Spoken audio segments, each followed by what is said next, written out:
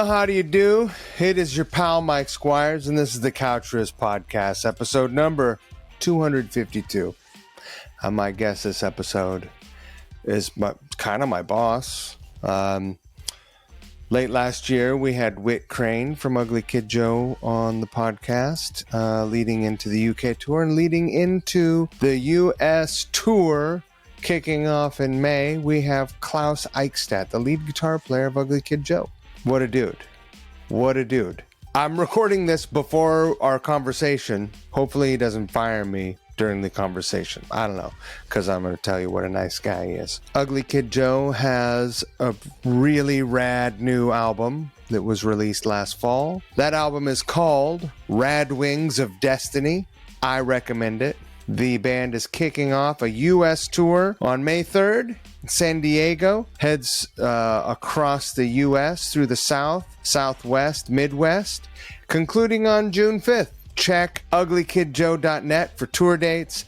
Come out, see a show, say hello, buy a shirt, buy the record. There's vinyl and CDs for sale. A bunch of killer shirts. And then there will be Europe and UK festivals. Let me tell you about that. Bloodstock in the UK, Leyendas del Rock in Spain, Motor Culture in France, Ackerbrand in Germany, the Vagos Metal Festival in Portugal, Fetzen Festival in Hungary, Rockin' Cambrai in Spain, and lest I forget, the U.S. tour will also feature Fozzy, the fantastic Fozzy band, and Pistols at Dawn. So there you have it. I can't wait to get into this. Honestly, I can't wait to have this conversation. I've really enjoyed getting to know Klaus. He was a sleeper because he's not a big talker on the bus. He's just kind of like quiet, introspective dude. Thank you for listening. I sure do appreciate it. If you are enjoying the Couch Riffs podcast, please support Couch Riffs at Patreon. Patreon is what makes this happen. That's why I bring it up every episode. It's not that it won't happen if there's no Patreon support, but my ability to do it well hinges upon that and will hinge more thoroughly soon in the future. So I quit my job. So please support Couch Riffs. I really do appreciate it. I would also, so thank you if you're already supporting. I would like to thank a couple of people. Let me tell you who those people are. I would like to thank my friends at Variety Coffee Roasters in Brooklyn, New York. Variety is a boutique coffee roaster in Brooklyn. They have a number of cafes in Brooklyn and in Manhattan. If you do not live in either of those boroughs, you can go to varietycoffeeroasters.com and order coffee. If you like what you taste, and I do, I drink it every single morning. That's no bullshit. You can subscribe and they'll just send you coffee as often as you want. Every week, you want a 12-ounce bag? You want 2 12-ounce bags? You want 3? They'll send you as much as you want, as often as you want. You get it every week, every 2 weeks, every month, whatever. You don't want to run out of coffee. It's a miserable way to start your day if you are a coffee drinker. So, subscribe to Variety Coffee, and you'll be happy. Check out their merch, too. Killer merch. Thank you, Variety. You guys are rad. I love you. I'd also like to thank the Middleton Hair Company. Look at this. You see this? That's right. The Middleton Hair Company. You can find their products at thecutby.com. I use their shampoo. I use their conditioner. I use their leave-in conditioner. Like I don't know. It's almost like hair lotion, right? Give your hair a little weight. And their holding paste. It's rad. Smells good. I don't smell ladylike because I don't look ladylike. I mean, I feel comfortable enough with myself that I could smell ladylike, but I don't. I prefer to smell like this. It's the smell of hair care products that I've been waiting for my whole life, probably, for all I know. Thank you, Middleton Hair Company. Also, Shane Middleton from the Middleton Hair Company, the bass player of Loudermilk. He'll be appearing in a Couch Riffs video soon. Very excited about that. So thank you, Shane. Thank you, Middleton Hair Company. Thank you for listening. We're getting the episode now. Don't forget the golden rule. Just treat people the way you want to be treated. So don't be a dick. Why not, right? Mm-hmm. Why not? Klaus. Mike. How are you? I'm so happy to see you. It's good to see you. I'm going to see a lot of you very soon. Yeah. Your hair is short. I have short hair and a mustache. I'm bringing it back looks rad. to. Because you had really long hair last time I saw you, right? Well, I had short hair in the fall on that tour. The When summer did you have tour, the ponytails I had and all the crazy? Oh, okay, yeah. Summer tour, I had they got all Captain mixed Caveman. up. Yeah. Yeah. All right. But now I'm back to like Uncle Mike. Yeah. No, it's you're who did my mom say you looked like? Marlon Brando. You're young Marlon Brando. Fat now. Marlon Brando, not No, skinny, yeah, young, handsome young. Marlon Brando. or you're the dude that drives the Trans Am in with Sally Field. Oh, Burt Reynolds. Yeah. Yeah, I'll take that. That Those are both handsome guys. Why not? He was the dude in the Trans Am movie, Bandit, Smokey and the Bandit. Yeah. He had a mustache, didn't he? Yeah. Yeah. He had one of the most famous mustaches. Yeah. Why not? Ever. Yeah. Besides Tom Selleck. Tom Selleck, also famous mustachioed man. Yeah. Yeah. I like that. Mustache is one of the funniest stylizations of facial hair there is. I mean, there's just let your hair grow. Yeah. There's let it grow, but trim it. And then there's the manicure it. And the manicure, you have to make deliberate choices of what that's going to be, right? Yeah, just a couple extra shaves and you made a bad choice. Precisely. And no one facial feature has gotten synonymous with pure evil than the mustache a certain way. Yeah. Right? Here's the thing. Every time I cut my mustache off, it goes through or if I have a beard, it'll go through a bunch of different stages. Right. And just like at the very end, I always I'll call it a chaplain. I always put a chaplain on and get a look at myself and just think. Right. And every time I just remind myself, it's a reminder like no one can ever wear that mustache again. Yeah. Except for Michael Jordan. Michael Jordan. Yeah. He did wear one, didn't he? Yes. What a wackadoo, man. What? Have you seen that movie Air? No. I'd like to see it. No, I'd like to. I heard it's good. Probably. Yeah, I heard it's good too, actually. The last movie I saw was, I don't even know. We saw The Menu. I don't know what that is. It's people. It's evil. Oh, really? Yeah, it's pretty rad. It's evil, weird, and rad. Quiet, evil. I'm not even into horror movies, but our daughter is, and so we went for it, and it was fun. I hadn't seen it was more of a drama, even dark comedy to it a little bit, so it wasn't like a slasher. All right. Okay. So Klaus, do you know why I'm so excited to talk to you today? First, because I like you a whole lot. But second, you and Whit have known each other for the majority of your lives. Since we were 14, 15-ish, yeah. We can call that the majority of your lives at this point. Absolutely. It's 30, 40 years? 40 fucking years, dude. Yeah, that's nuts. Yeah. So more than 2, 3 quarters? I don't even know. That's too much math right now. So 7 months ago, I talked to Whit. And of course, Whit told me his version of the history of the band. Right. And you're going to cross-reference our stories. Well, yeah, no, this is a great way to fact check, because here's the thing. You and I could be on the bus together, right?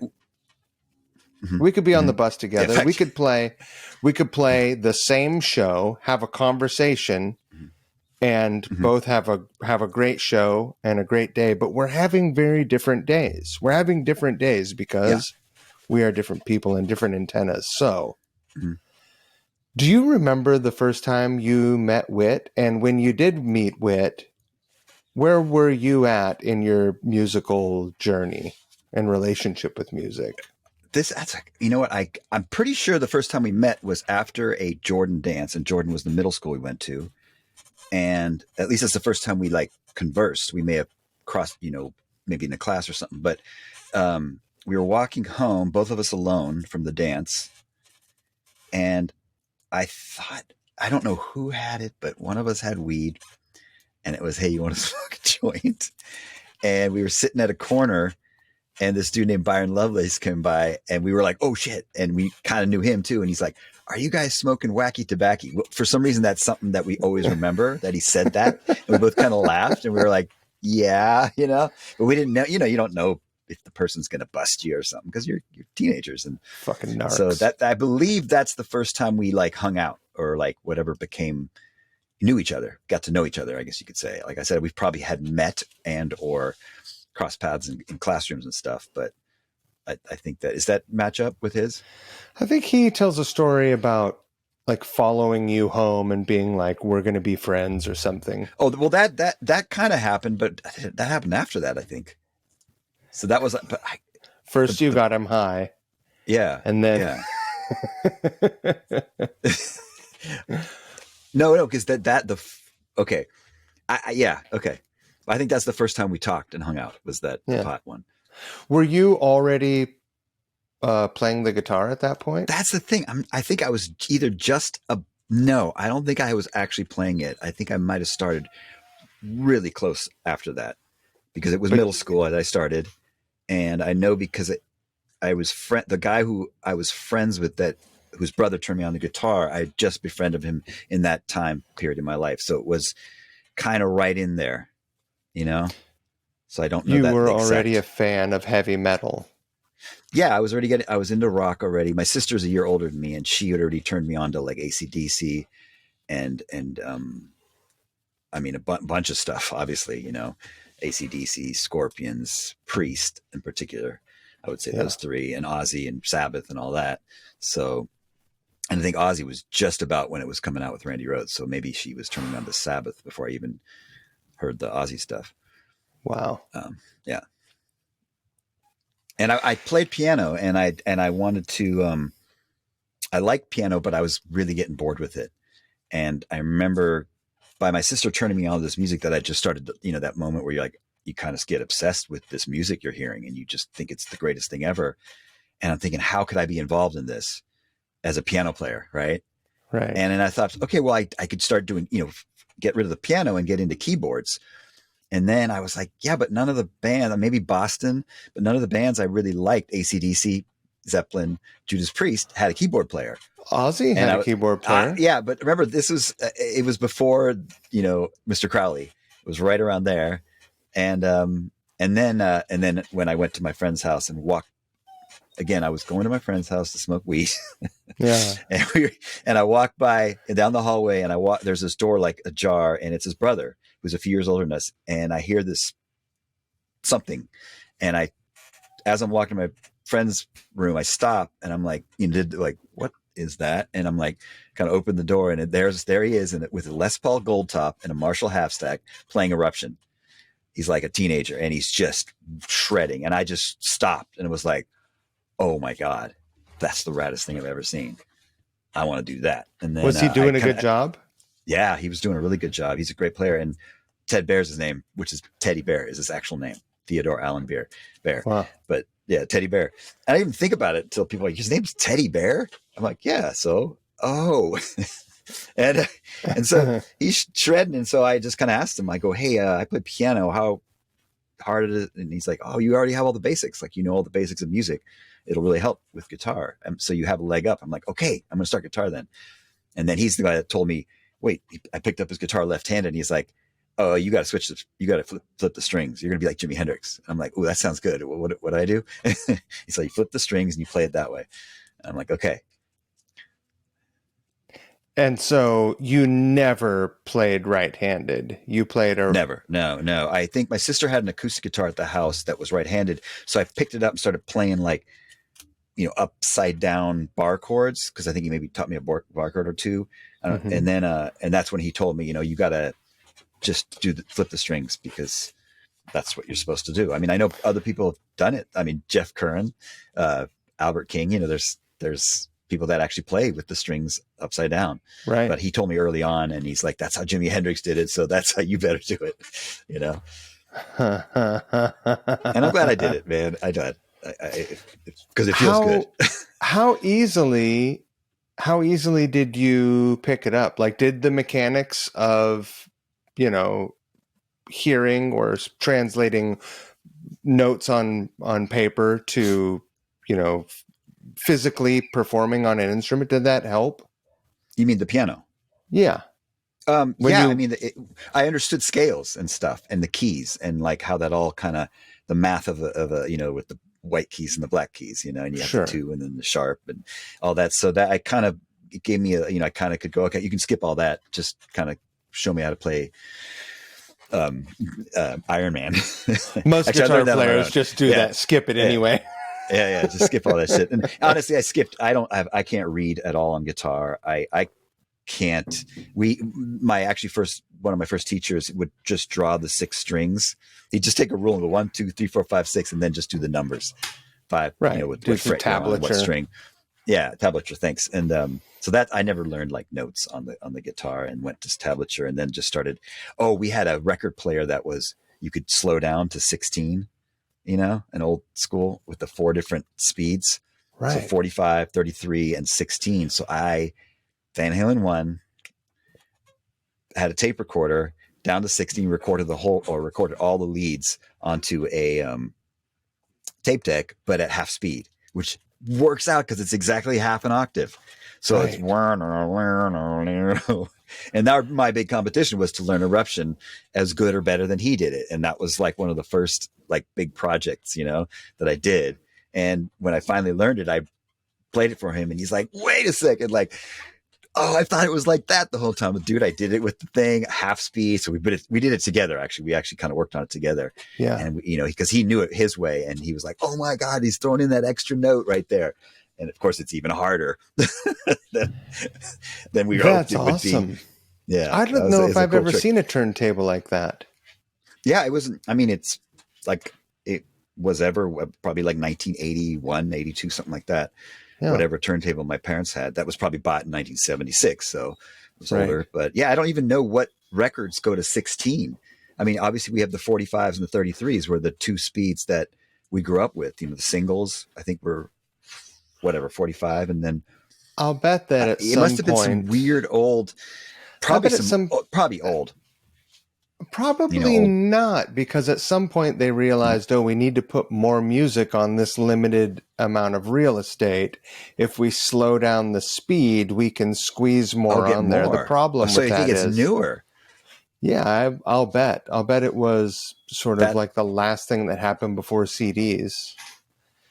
Probably the record industry was like, we don't want to make double albums because they're expensive. Mm-hmm. But all these stoner bands and these prog bands want to make albums that are longer than 42 minutes or whatever a record, vinyl record will hold at 33 RPMs. I'll bet you you're pretty smart, because that makes total sense. Because you say, when you just did a single, then you can speed it up. I would think the quality's better, faster though, correct? Absolutely. Yeah. So because it holds less data. Are you saying the record companies are more worried about saving money than making better quality? I think they're concerned with the profit margin for every unit they can move. Right. Over fidelity. Yeah. I mean, there's there's the old debate about digital versus analog, right? I don't even care. I can't tell the difference, and I've never been able to. And I really liked CDs when they came out because it was rad, not scratching your record, which I had 4 Van Halen ones, 4, because of just scratches. Right. I mean, I like the idea of analog. I like the idea of tape. I like what those mediums do, because we have a nostalgic attachment to them, and we hear those things, we think this is good. Right. But there are albums that I love and I think sound amazing that have been recorded using entirely, not using tape, maybe using some analog outboard gear, and then a bunch of digital simulations. Mm-hmm. So what the fuck do I know? Nothing, probably. Do you remember? Okay, this is the story I heard that Alanis Morissette's "Jagged Little Pill" was recorded on ADATs, I believe that. and then another thing I heard was that Cinderella's "Night Songs," which is the big record with all those hit songs, was done with a drum machine, like a badass Lynn something or other. Now I don't know if this is true or not, but Oh, wow. I mean they had a drummer in the band, a really good drummer, but that's all I heard. That's one of those tales. I know you're I don't into know. I like bet weird we little could fact stories. check that pretty Like, quick. probably Maybe, could. Yeah. maybe someone knows and they'll tell us. They'll let us know. Maybe Tom will let us know. Maybe he'll listen and We were tell label us. mates for a minute back in the day. That would have been the time to ask. That would have been the time to ask. I heard like crazy stories about the Def Leppard albums, about Yeah, we've heard those. how that those records were put together, how Mutt Lange would put a production together. Because Each note on the chord, like building a chord with single notes. yeah. I mean, that seems doesn't like, even got a lot of work. that doesn't even sound the same as playing a chord, though, because No. playing a chord does a thing. So, again, what the fuck do I know? What's really cool about the Mutt Lange, when you hear the Def Leppard and you hear the way the backup vocals are, you go and you listen to AC/DC, like, holy shit, there it is. Totally. There's his trick. He's doing the same thing. Yeah. With two different bands. And you don't, you never really, I mean, old Def Leppard sounds a lot like AC/DC, but we figured the newer, the more pop Def Leppard is its own thing versus AC/DC. But you can see, same producer. It's like, there's that sound. Yeah. There's that backup vocal sound. It sounds amazing. The gang vocals. It's the best. Oh, I hate those records. Okay. So you're in the 9th grade, is that right? That's when you started playing? Eighth, I'm pretty sure. Eighth middle grade? school. Yeah, that's when I met All with right. middle school, and that's right when I started playing. And you're smoking grass. You're listening to heavy metal. What's your first guitar? I rented one. It was like a Honer or something like that. My guess was that. I don't remember what it was. And then the deal I made with my parents was like, we'll rent you they had like a 3-month, this music store, the only one in town, had a 3-month thing where you get a little combo amp, a guitar, and lessons or something for 3 months. And they said, if you stick with it after that, we'll get you a guitar for Christmas or whatever was coming up, my birthday, which is the same thing because they're 5 days apart. So I'd get one present. When's your birthday? December the 19th. 20th? So the 19th of December. So it'd be 28. like Merry Christmas and Happy Birthday. Here's one present. Yeah. Wish my birthday was in June. But anyway, but it was cool because we'd have winter vacation and I wouldn't have to go to school on my birthday, which is it was usually like the first day. It was like, happy birthday, no school for a week or two. Anyway, so so I did that for 3 months and I got really into it because I was already like going to my friends, and I flipped those strings on that it was pretty simple. I don't even know what it was. And then we went to the store. Remember you know how nowadays kids come to your door and they sell you these like coupon books? Yeah. And they usually goes to the school or some good charity. It was called the Money Book where we lived. And so we had bought one. My parents always bought it every year. And in it was a coupon for, I want to say it was like a third. It was like 33 or 35% off anything over $500 at this music store. So it was, it was a big discount, but it was a lot at that time, 81 or something. Yeah. So we went and we said, let's see what we can get. And I got this is a note. I'm telling you, this store is called Swain's House of Music and their specialty was pianos. And they had pianos and trumpets and saxophones and stuff like that. And they had a small section of electric guitars, like you're like not much more than what you have there.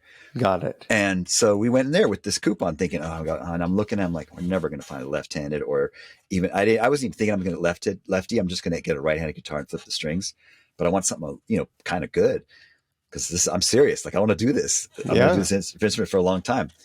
And so we went in and lo and behold, they had a left-handed 1979 Gibson SG. What? That had been hanging there for, 3 years or whatever. Gibson SG. It was $750. Brand new. $500 brand new. Probably never even been played because it was lefty. Do you still have it? Of all. Oh yeah. Yeah. Oh, that's amazing. Yeah. The neck's broken twice because it's got the real thin and, the thing in it. Oh man, 2 times it was like, fuck. And then had a dude, put the glue in the thing, and they both times it's fixed. So I've never taken it to the road since. And it, I still have it. Was that your main guitar for a while? I played it until the one I built really became my main, which is right here. Yeah. And you built that in high school. I built it. Actually, it was the year I was out of high school. I was like, man, I blew it because I was really into wanted to build a guitar. And I tried to build one my senior year, and it was going to be a Randy Rhoads, Jackson's, not the, the one that the V. I forget what it's just called, the Randy Rhoads Jackson, Concord. Right? Is it called? Yeah. The Concord? And I kind of had cut Rhodes it out V. And I blew it or something. I fucked up something. And my, the guy, Ted Bear, he was like, I was like, yeah, I blew it. We're not going to be able to put a neck in here because I just made this too thin or something. He's like, well, you can use it as firewood. I remember that. There's certain things he said. He's like, well, you can always use it as firewood. I'm like, damn. And plus I made it out of some wood like alder, which I know is popular for certain things, but my SG was mahogany, and he was like, and so is his Les Paul. He's like, no, man, you got to do it out of mahogany. So I that next summer after high school, I went back. Somebody mentioned something that you can, for a certain amount of money, you can use the high school wood shop, which rule, by the way, all the machines you'd want. They even had a planer, so you could put wood in and make the wood thinner and thinner, which I had to do. I bought like a huge chunk, and for like a certain amount of money, like $60, you can use it for 6 weeks or something. Wow. 1 day a week for like several hours, from like 5 to 9 or something. So I did that, and I built the guitar, and I literally like finished it the last day I was in there. And one chunk of mahogany, like one entire chunk, and because I wanted one to sound piece like the SG. body. Yeah. And I put it through that planer thing, and I kind of fucked up again, so it's a little thinner than I wanted, but it's kind of cool because it's a little thinner than like a Strat, but it's a little thicker than SG. So it was felt a little better for me. This was my favorite part. Like, you've told me this story before, but I want you to tell the story about actually making the guitar, because you didn't know shit about making guitars. You just knew they looked cool and you wanted a left-handed guitar, right? Right. And it was really hard to find what I wanted lefty. You go to Guitar Center, which was the biggest store in San Jose, which took an hour to get there because we'd take the bus, me and my friend at the time, and we'd try out guitars. And I was like, fuck, there's no lefty. And I was thinking about flipping the strings, but I'm like, with the cutaways right, and I want it to look cool, and I want to have the bar on the right side. So I started thinking, I'm going to build one. Fuck it, I'm going to build one, and I'm going to do it at wood shop, because I already had tried and failed my senior year, but this time I'm going to do it. So I went in to Guitar Center, and I'm like, I brought a big piece of nice paper, and a nice sharpened, perfectly, I don't know, maybe it's a pen or a pencil, and I'm like, hey, can I see that? It was like a Charvel or a Jackson, Fender style. Yeah. And the guy's all, sure. And he brings it down. I'm like, put the paper down, put it on, trace it. And he's kind of like, what are you doing? Thinking he's going to do this. I'm like, and I was like, oh, I'm just tracing it, because I don't know what I said. If I made something like, it's my project I'm doing. I don't know. He was just kind of like bummed. So I'm sitting there tracing the guitar, and he was kind of like shook his head like, oh, that dick. I traced it. I was like, thanks. And left. Bought a pick. No, bought a pack of strings from him. There you go, pal. So I rolled it up, got back on the bus, went to wood shop, started building it, and then I don't know if he told you the part at the end, right?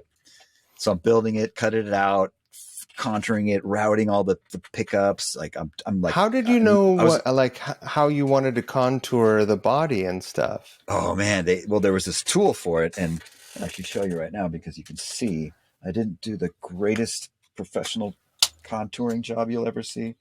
I do want to point out that you made this guitar when you were 18 years old, and you're 54 now? 55. 55. Yeah. And this fucking guitar has been your main guitar this entire time.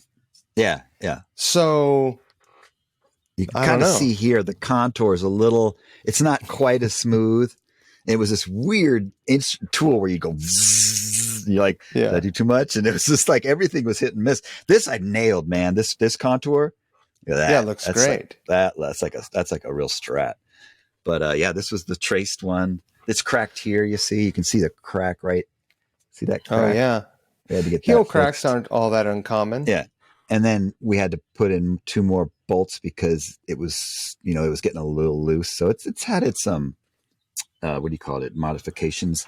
But here's the thing that really freaked me out. You can't really see, but there's epoxy in the 2 main freaking things. These 2 bolts right here, the bolts that hold the Floyd, because that's the last thing I did was drill those 2 holes, and they got to be lined up perfect because you can, this has to be lined up with that perfectly. This has to be lined up really perfectly with these 2 guys right here. Cause if you're off, you're going to it's going to throw everything off. So it's like, had to be real precise. Cause it's like, you can tell I actually did a pretty good job on this too. It's super tight. It just barely fit in there. And, so I didn't have much, room for error, margin of error. So I'm drilling these. These are the last. So I've routed this. It's just a raw wood. I've done the contours, and now I'm the 2 final things of these 2 holes. Last day of wood shop. Last day of my little thing, and I've got it on. I'm so excited because I can't believe it. I'm looking at this thing and like I already got the neck sitting at home, and I've already. Where'd you get the neck? It fits. I got it. I bought it from that. That I think I might have bought from Guitar Center. I just bought a neck. Yeah. So I didn't totally like a strat neck. It was a Jackson. Oh, I have the neck in here. I'll show it. I'll finish this. Right. So I'm, you're on the drill press drilling, and I'm drilled the first one. I'm taking my time, and it's just one of those things like Murphy's Law where I'm like, okay, I'm not even making this up. The last fucking thing I'm doing is drilling the second hole. You've already drilled the volume knob hole, everything. The back is routed. No, it's this one because I can see this has more epoxy. And I don't know what it was like. I was too excited. I don't know what it was. And I drill and I didn't clamp it down tight. And the drill catches it and the whole body goes, whoop, whoop, whoop, whoop, whoop, whoop, and I'm like, no! Fuck. Like it caught it. And I was like, and I look at it, it's all like kind of crooked and reamed out and shitty. And I was like, fuck. And I was so pissed. It's the worst fucking moment, man, of my young life right there. And I was like, okay, gathered myself. I finished drilling it. I was like, okay, I'll figure out get a bigger bolt or something. And then, when I bought the Floyd, I had bought the Floyd, I put the bolts in. I'm like, it's a little loose, but it kind of holds. And so I think for the first year or two, it was like, it was a fresh, the top part was open but the bottom, it was deep. The screw was long enough to actually hold it pretty good. Yeah. But after a couple of years, it started to get like that. And luckily, like right around that time, I think we got a record deal. It was like a few years in, and I was able, I had enough money to go to like a really rad dude in LA and was like, look, here's the deal. Can you fix this? Cause it's starting to get loose. And he fully did some gnarly shit and epoxied the hell out of it. It's never been loose ever since. He's like, this will be stronger than wood. So I love that. I love that you get a record deal, you get a little money, and the first thing you think is not, well, I'm going to reach out to some fancy, expensive guitar company and have them build me a killer left-handed guitar. The first thing you thought is, this guitar that I poured my heart into, I'm going to make it its best. Well, exactly what you just said. Like that was there's a lot of history between us, me and that guitar.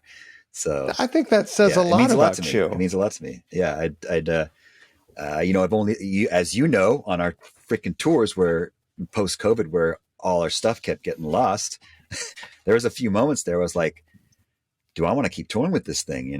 Cause that would be heartbreaking, but didn't you end up with it for a while and I ended up with yours or something? I mean, it was like, we had you had the worst luck ever, but I had remarkably bad luck. Yeah, But we have it these was, double yeah, guitar cases for people listening. yeah, We have these yeah. upright, hard cases that hold two guitars each. And the situation became so bad that we started to put one of each of our guitars in each case, so that I had one of yours, you had one of mine, so Right. that if they lost both of them, well, that would have happened anyway. But if they only lost one, we could at least play a show. Yeah, because I'm left-handed, so we needed a Yeah. lefty and a righty wherever we were. Yeah. So we like, it was Gary Lee, our sound man, was like, idea, and we're like, genius, we're good. And it actually Gary came down to it, I knows. think, once where we did only have the two, I think, or Probably. it got close. I think we actually, like, it saved our ass one time, because man, I remember one time we were playing that festival somewhere, and yeah, I remember two lefties showed up. It was a miracle, and they were nice guitars, and some, it was like in an Eastern European country It too. was the And last festival, yeah, wasn't it? yeah, God, man, it was. I remember being backstage so well, but then I was like, okay, I'll play this card. Then someone's like, the guitars came, the guitars came. It's a good moment. You're like, yes, Dude. they made it. Yeah, last year was a trip for traveling. I lost Yeah, my guitars a half dozen times. Missed so many flights because of delayed connections and etc. It was pretty brutal. ugly. Okay, so needless to Wait, say, you have can I show you the neck? Can I show Oh you the yeah, neck? I would love to Yeah, see hang it. on. I would love Just to because see it. there's something funny about it. You'll appreciate it, I think. Oh shit. What's behind the magic curtain? I don't use this neck anymore, but not a little. So it was a Jackson, one of these, right? Mm-hmm. And they only made them right-handed. So I was like, but that was when, right around that time, a lot of dudes were doing the reverse one. But Yeah. yeah, it was like a full custom thing. And I'm like, ooh, I'm gonna get the custom thing for free, or not for free, but not for extra, because I'm just gonna get a right-handed neck and have it, point up. So I'm like, okay, I'm cool with that. And then I totally got into it.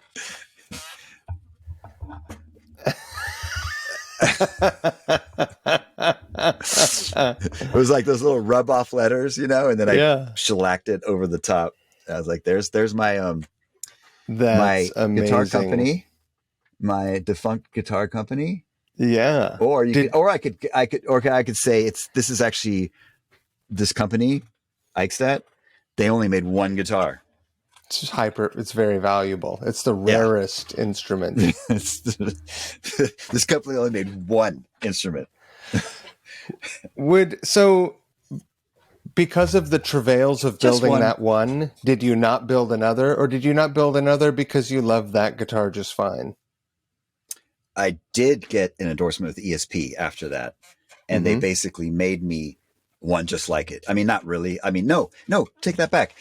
I got an endorsement with ESP, and they did actually make me like a full custom guitar, but they also gave me a kit guitar. In other words, I said, by now I had switched to this type of headstock, which I really like, this kind Yeah. of classic Fender, like the Eddie Van Halen basically it's a Charvel headstock, kind of a Mm-hmm. slimmer Fender. And I just like that style better. I guess aesthetically I like it. And I like the maple neck. And so they said, I said to them, can I get a guitar with that style? And that was right when they were probably getting sued by Fender. So they said, you actually can't. We can't make you a guitar for free, but we can give you the parts and you can put it together. And so they gave me I had to pay for them. That's what it is, but they'll give it to you. That's what it was. We can't give you free stuff that doesn't have our logo on it. So you can't have that style neck with our logo on it. But if you want that style neck, we can't put our logo on it. So we have to charge you.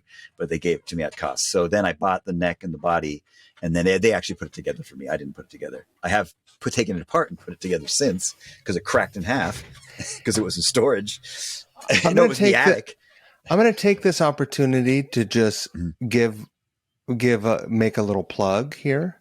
Okay. Yeah. Because I got a Super Strat. Of course, I got a Super Strat because I had this whole idea because of these issues you and I were already just talking about. My guitar's getting lost, blah, blah, blah. Right. So I had a guitar made, and you have not Oh, seen this, but yeah. it's essentially a super strat. Yeah. Look at this neck. And it's Roasted. the reverse. Is it a reverse headstock? Yes. It's just because, see, I noticed those things quick being a And, lefty.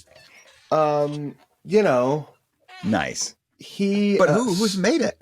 Sully, this guy, Sully. Oh, John Sullivan. nice. His Okay. guitars are Sully guitars. Wow. He makes a bunch of lefties. You should, if you ever Wow.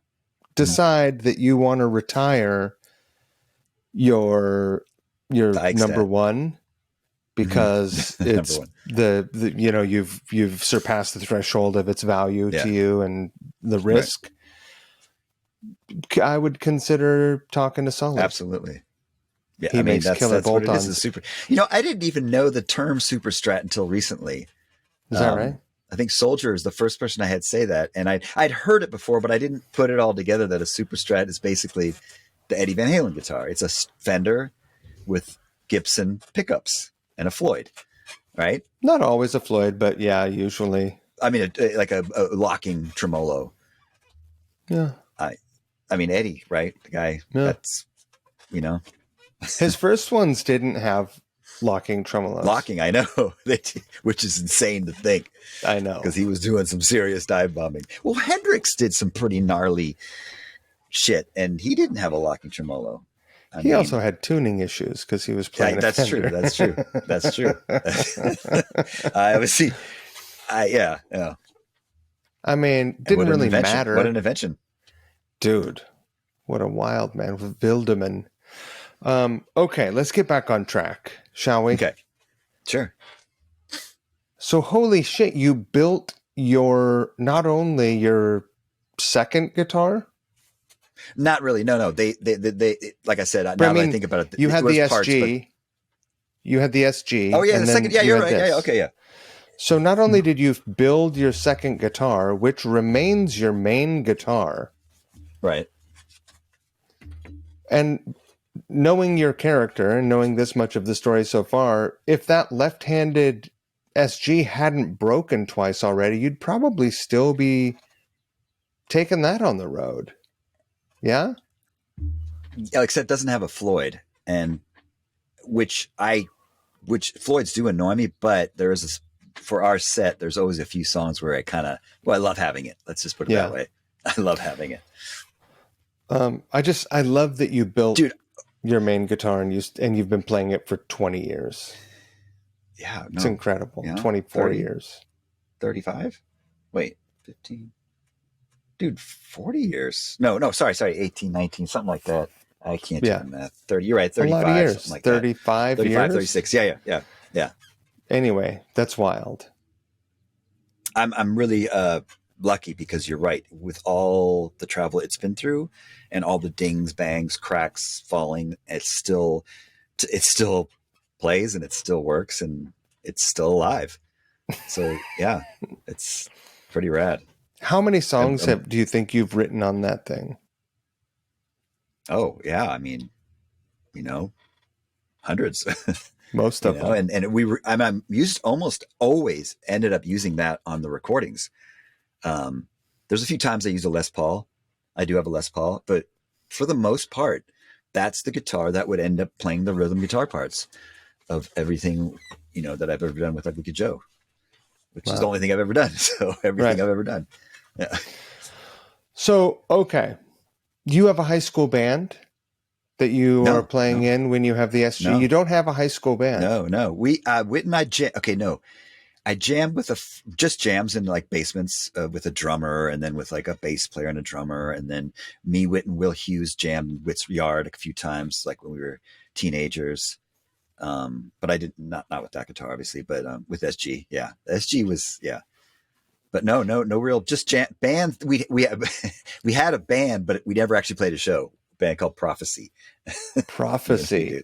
Yeah, we made pins. Was he the singer? Like, he made pins. Because it was like in one class in school where you'd make the pins, and he was like, "I made Prophecy pins." Who did? That was the first, like, his name's Todd, and he made the prophecy pins, and we were like, oh, that's kind of cool. Like, did you guys spell it weird? Are the moments. No, we spelled exactly how it's spelled. Yeah. And, those are the moments when you kind of like, a kind of exciting moment when you see, because the pins look like a real thing that you would buy. Yeah. It's like when you see a logo on a shirt or on a pin or a patch, it's kind of like, oh shit, it's legitimate. We're a band. That was that first moment for you. Yeah. Those moments still make me excited. Yeah, I know. You got excited about the picks. No, I'm the custom picks. I remember telling you, I go, dude, these are the fun moments of being in a band when you get to do little things like that. Yeah, I mean, every time. I remember when you're like, hey, when we were ordering, you're like, hey, and I'm like, remember I said, dude, that's like, because you're all, is it cool if I make picks? And I'm like, that's like one of the funnest things about being in a band. Like I just ordered some drum heads.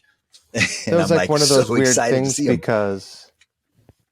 Couch picks. How fun is it when they show up in the mail and you get the box and you're like, oh, it's like Christmas, right? Absolutely. It's I just ordered 2 drum heads for the next tour, and I'm just like, I can't wait. I keep checking for the little them to send me the little routing tracking thing. Yeah. Nothing. Oh, come on, and I realize, okay, they're not going to send it till next week. Every time I make a new Couch shirt, same thing. Yeah, they show up. I'm really excited. Designing them, it's like, this is going to look so cool. Mm-hmm. It's so rad when it's 3D in front of you. It's like, oh yeah, it's the best. It's a good moment. So you have this moment with Prophecy, but you guys never get the joy of playing in front of people. Right. Now is Witt's sort of recalling of his begging you to let him be the singer, how accurate is that tale? Okay, so I was playing, and I mean, he wasn't singing in a band or anything, but he was like, I want to sing, or I'll be the singer. And we were like, it was a couple of us. It wasn't just me. We're like, oh, no, I mean, can you really sing? And can you just be the singer? And, you're not really a musician and that kind of thing. So maybe there was a little bit of that. And then I told Witt, no, my sister had Screaming for Vengeance had come out, and I think it was Electric Eye, which has the vocals are it's all the just insane.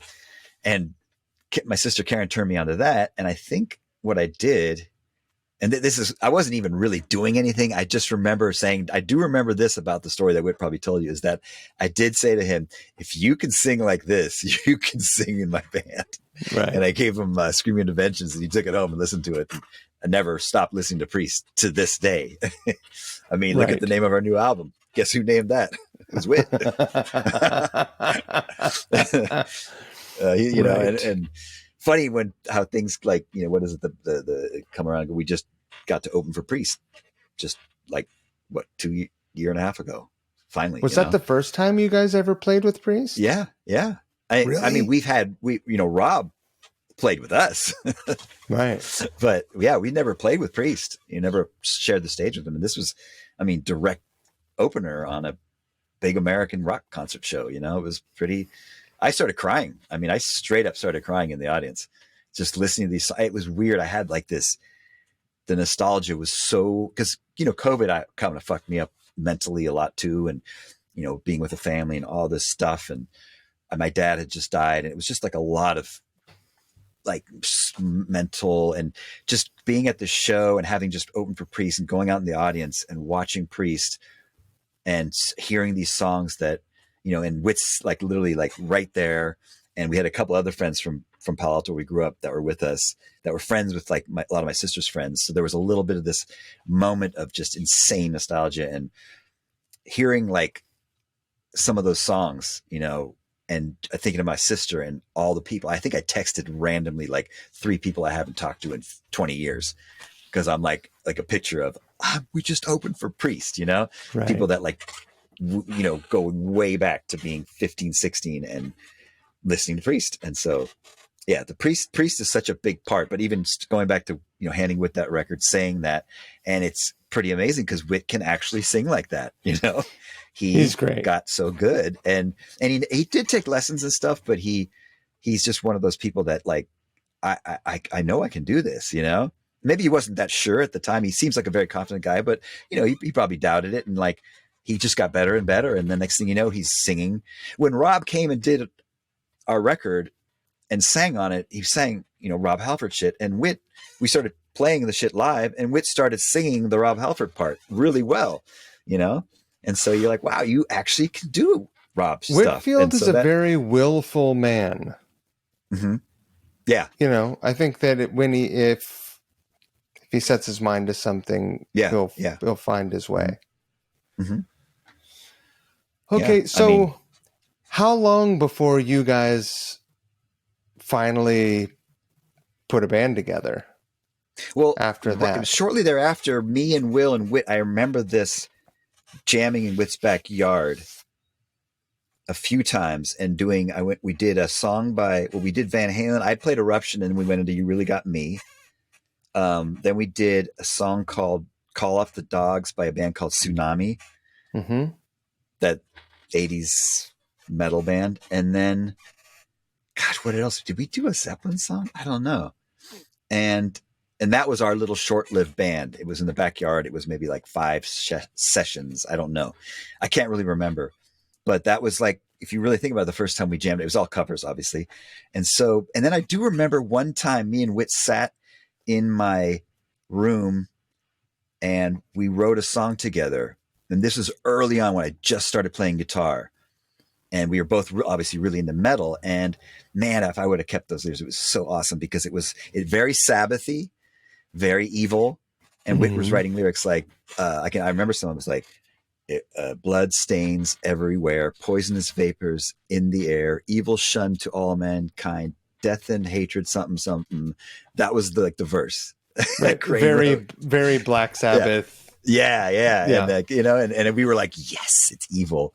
And then, so we had our little like moments, you know, but it wasn't until Whit actually left, the Bay Area and moved to Santa Barbara, and he joined a band. Like he totally did the thing. He walked up to this band and was like, you guys need a singer. I'm the guy or whatever. I wasn't there, so I don't know the whole story, but the next thing you know, we hear tales of Whit singing in this heavy metal band in Santa Barbara.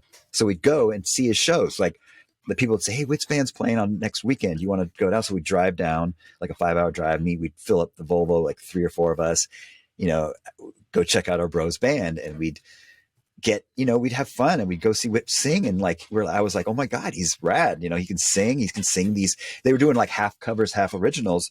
And, you're like, holy shit, Whit's a rock singer, you know? And also a good front man, you know, it was like keg parties and frat parties and like total college stuff, and Whit just being Whit. It was funny, you know, and we would just have a blast. And, but I didn't really think anything more than that. I'm going to check out my friend's band. And I was in the Bay Area with another friend trying to start a band. And then Whit's band did a demo. That was kind of a big, with a guy named Eric Dodd that we grew up with. And I totally went to the sessions and watched him do it. And I was like, oh man, this is so cool. And, they did the demo. And then I was like, I want to do a demo too with Eric. You know, Eric's badass. He played drums at the time, and he was younger than us, and he was like this protege, badass drummer. Played in a great band with his brother and this other. These guys, we idolized them basically. Me and Whit, we idolized this whole band. It was a singer that we loved, and the guitar player was rad, and Eric was the drummer. And they were brothers, the guitarist and drummer, like Van Halen. So we were like, oh my God, they're so rad. Right. And Eric was like, dude, they came and played our middle school and did Over the Mountain, Ozzy. And he was like, he wasn't even in middle school. He was in elementary school at the time. It was just this little kid going, you know, doing the whole Over the Mountain intro and everything. And so Eric Dodd ended up becoming Eric Valentine, who's a producer. But at that time, he had a studio in the area, and that's what he was just starting up with, being a producer. And so after Whit did the demo with his band, and it sounded great, a couple of the songs we still play to this day on that demo, I asked Whit, hey, will you sing on my demo? I want to do it with Eric too. And I talked to Eric. We knew each other. So Eric was going to play drums and bass, and I was going to play guitar. I needed a singer. So I said, Whit, will you sing? And he said, and Whit basically just said, I'll sing on your demo, but if it sounds rad, you're moving to Santa Barbara and you're joining my band, in the band that he's in.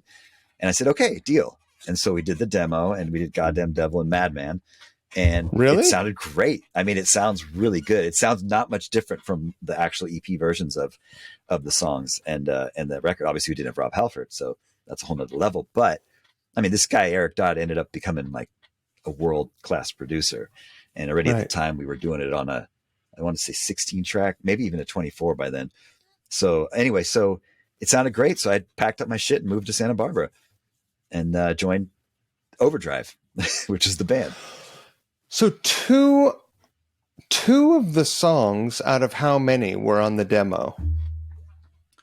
Two of the, what do you mean? How many songs were on the demo did you record of Just your two. songs? Just two. Those there was a third two song songs are still in the set every night. Yeah.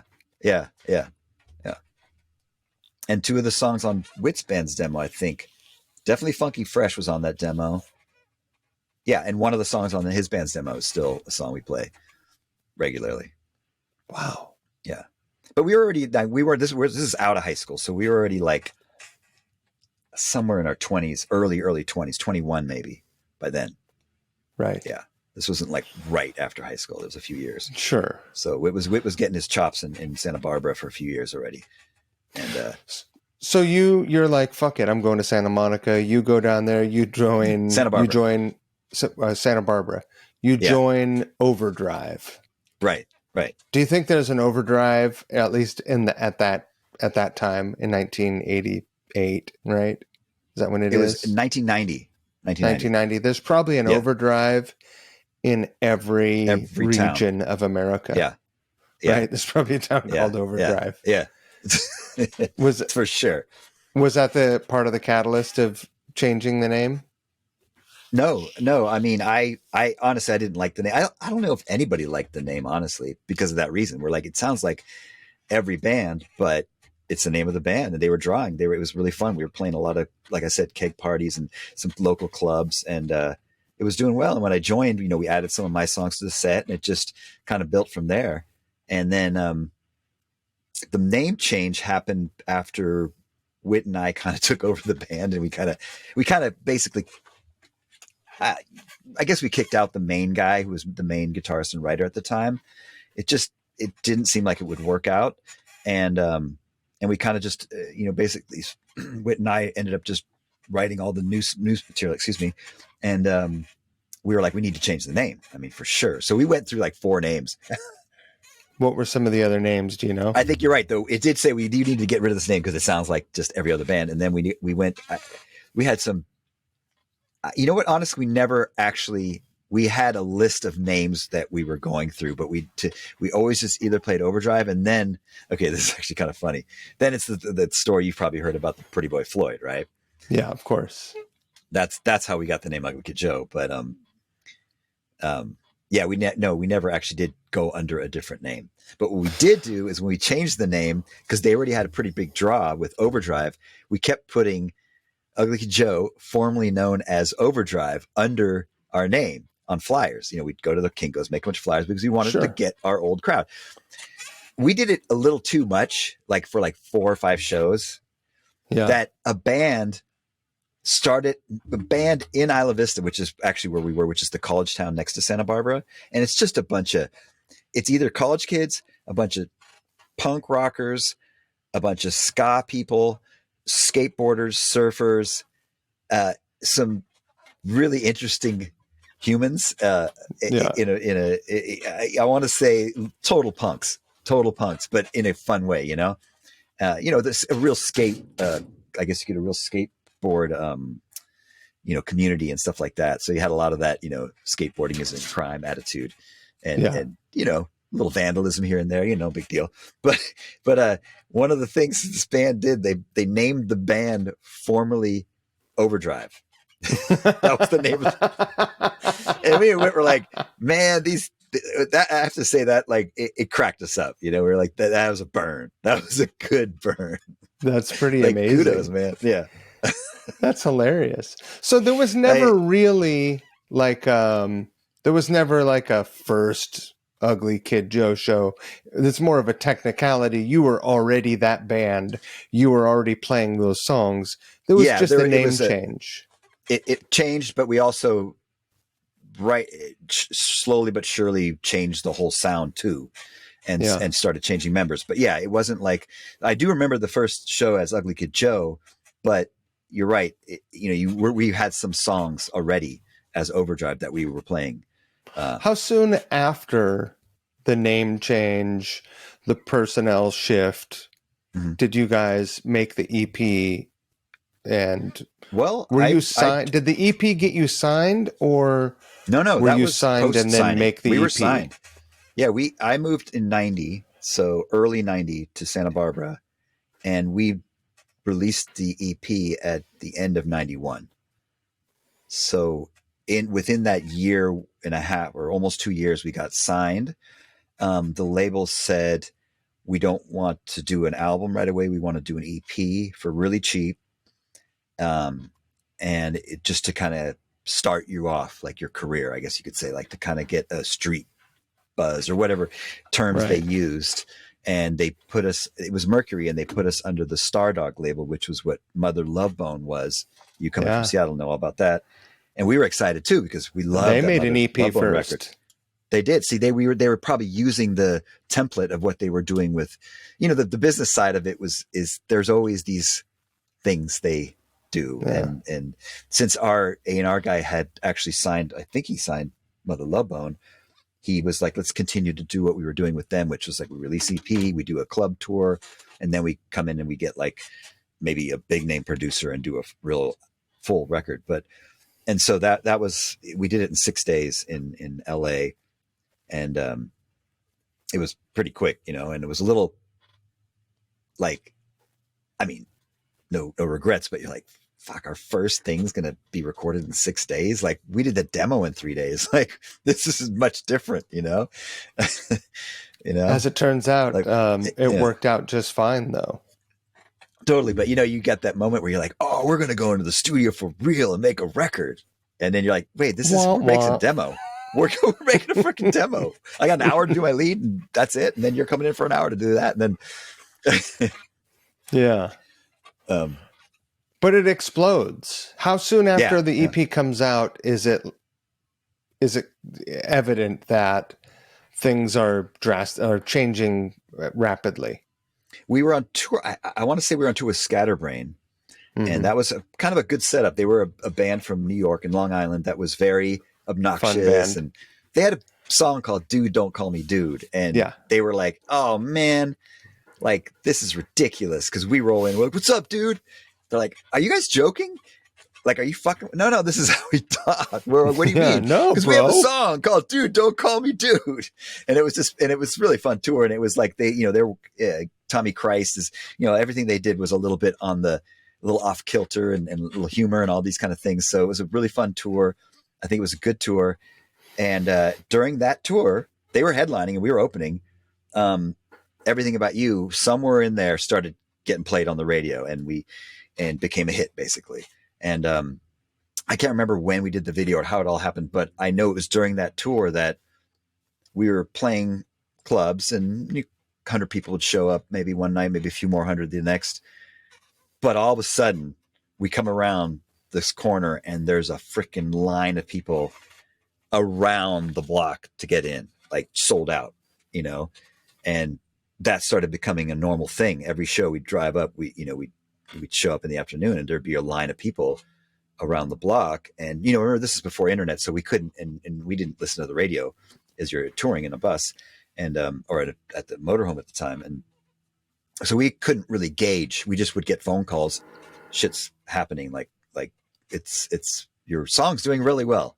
That's kind of how what did we would that hear. feel? I mean, doing really well isn't like the analytics that we have access to today, right? Like someone could just say it's doing really well. Okay, well, show me, and then they'll show you a little pictograph, and you're like, oh wow, I see 20% improvement over last month.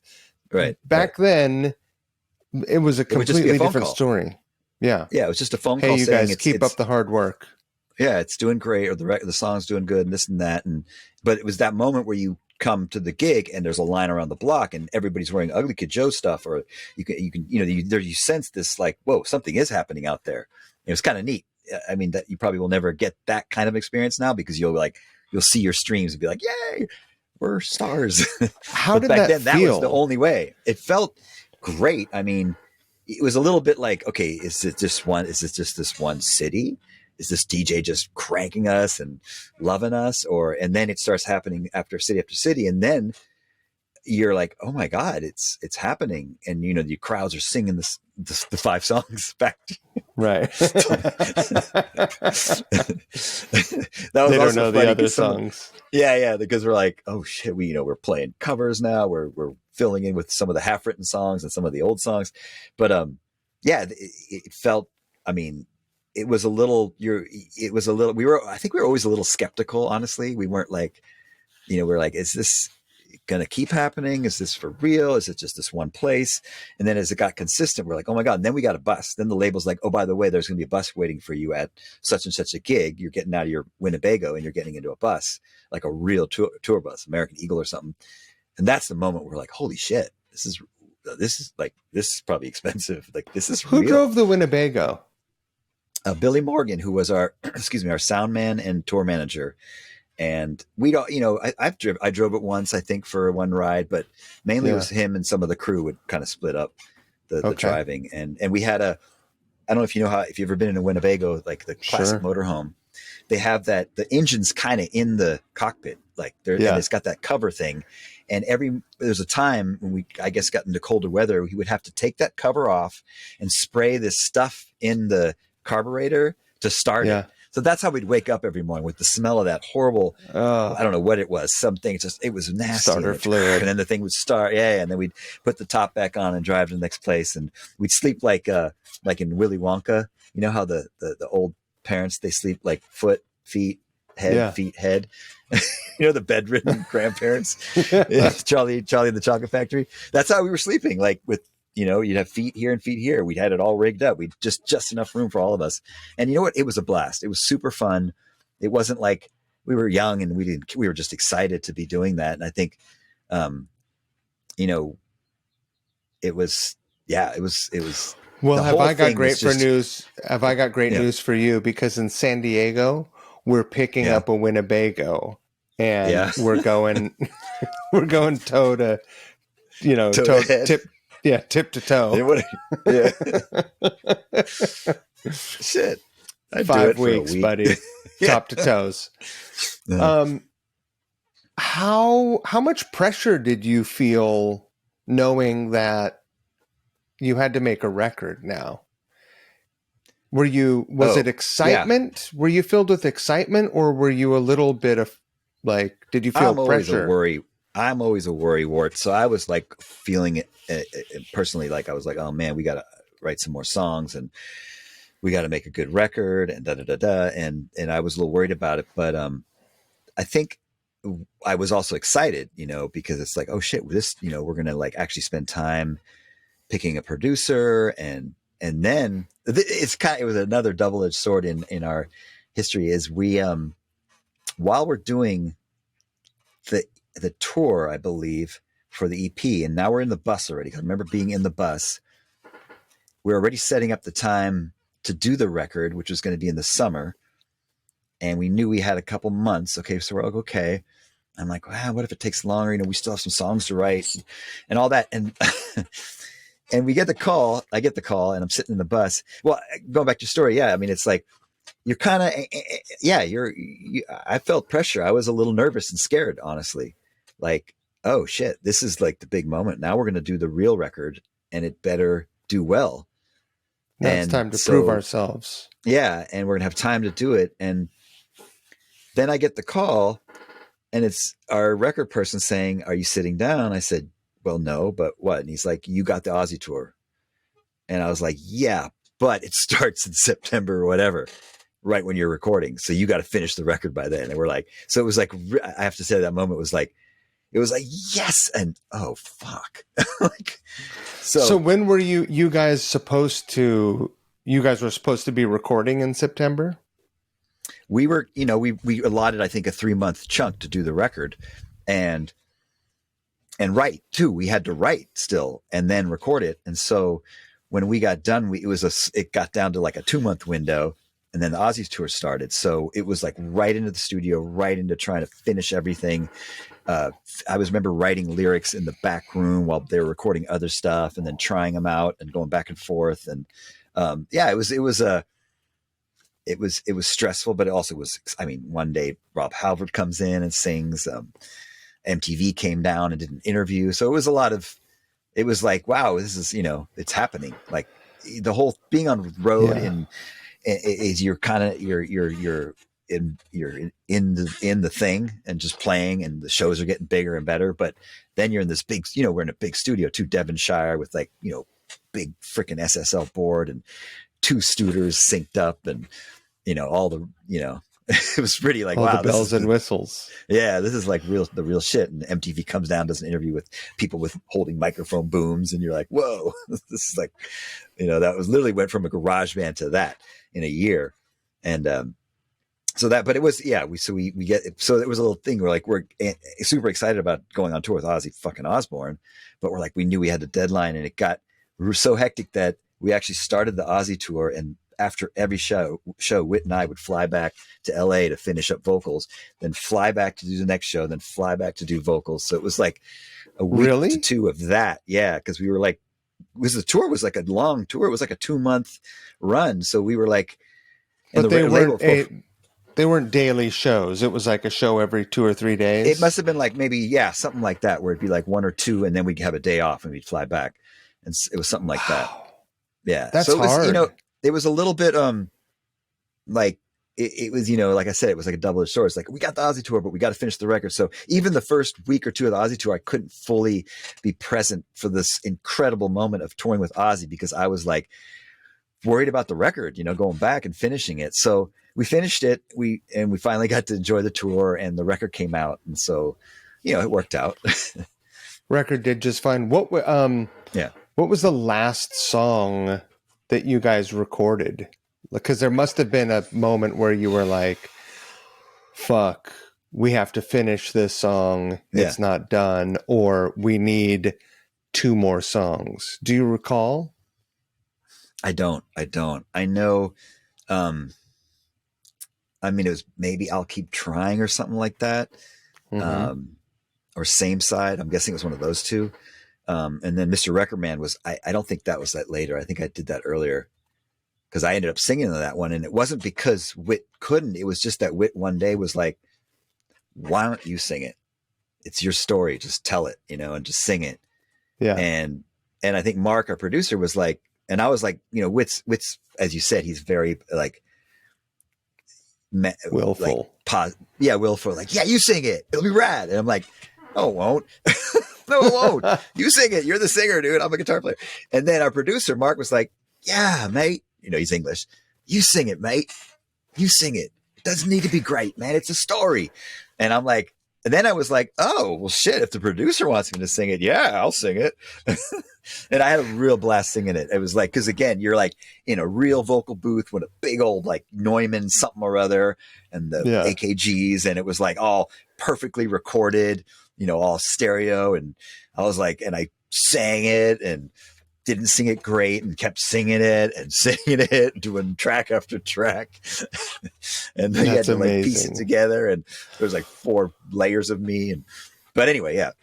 Is that your But that wasn't the last song, because that wasn't the last song. I know that. I thought for a second it was, but it wasn't. It was something else. Is that is that your only lead vocal experience in the studio? Yeah. You retired after that. Yeah. I mean, I sing at home all the time in my little vocal studio. Yeah. Actually, I bought this mic not shortly thereafter, and it's kind of amazing when your whole life you're working with like a Pat Tascam 4-track and an SM58, and all of a sudden you get into the world of condensers and 8 tracks, and then 16 tracks, and then digital. Then we went to ADATs. Remember that moment? And you're like, this shit is clean, and this is in my house. You've had that microphone right there since then? So, well, I got it in 94. I'm going to guess 94. You are a very patient I'm frugal. guy. I'm cheap. That blows my mind. How long And I have you make had all that my own coffee shirts. mug? I know. How long have you had that coffee mug? You just And I took a make my swig own mugs. I love that. This is a metal shed that I'm in. Yeah. So See?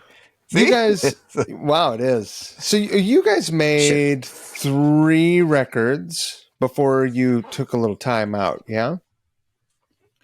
3. We did the EP, we did the album. No, then we did some time. Then we had time off, and that's when we. What is okay? So give me 1 second. My guitar is. It's the mic. Hey, give me 2 seconds. This is there. Get rid of that sound. Is that better? I can hear you fine. Did that change the sound at all? I don't know. I mean, you're leaned Okay. back. Okay. So wait, sorry. Yeah. so you did the EP, yeah, we did the record. Yeah. Mm-hmm. and then America's Least 3. Wanted. Yeah. And then we went on tour for 2 years or something like that. It was insane. Like Right. after the Aussie tour and then the Leopard. And then it was just like Japan, Australia. It was so, that's when it actually, when we started to actually realize what had happened. Like the EP happened, everything about you happened. And we went right into the studio and then right on tour with Ozzy. And we don't, we're opening for Ozzy. So we know it's not our crowd. So we really still haven't really figured out what the success is besides some number. And we hadn't even gotten any money yet because that shit takes a while. So we, we're still driving our beat up whatever car or no car or whatever. We're still crashing at friends' houses. Basically. We're Right. still, and then we do the record, we do the Aussie tour, we go on tour. And then we started doing our America's Least Wanted tour where we were headlining. And then we like, oh, wow. We went to Europe and England and started in England. And it was like, 1,000 people, 2,000 people, like packed houses and people with all the shirts and Ugly Kid Joe, the Ugly Kid Joe, that, singing all the songs and asking for our autographs and doing tons of press. And it was like, our tech at the time, it was like, it's the Fab Five. Because it was like, it got crazy. We're staying at a hotel and people are like out front waiting for us, 30 kids mobbing us, getting autographs. So we got that was kind of fun. It was like being in a boy band. You open the window and there's kids down there like, yeah, what's up? As a music fan and a guy who grew up going to heavy metal concerts and smoking weed after the dance with Wit, yeah, 10, 15 years earlier. Yeah.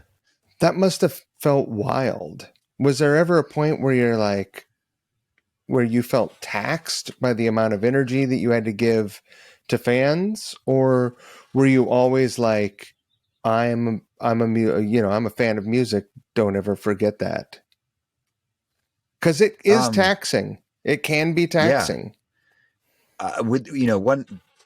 I think the fan thing, not so much. I think it was more maybe doing a lot of press and interviews and that, because you don't even, that's not the stuff you dream about when you want to do this. You realize, oh, it'd be cool to do an interview, but you think I'll do one cool interview for Rolling Stone, and you don't think about cool. Every single radio station wants you to, and you're trying to say yes to everything.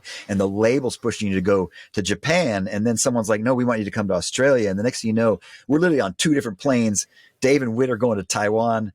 Me and Mark and Cordell are going to Tokyo to do press. Like, it was like, you're kind of getting like, that can be kind of taxing because you're like, and you're doing interviews and some of them are 8 a.m. and then you have a show at like 11 at night. So, and plus, we're wanting to enjoy our thing, and we're all beer drinkers and we're, having the after parties.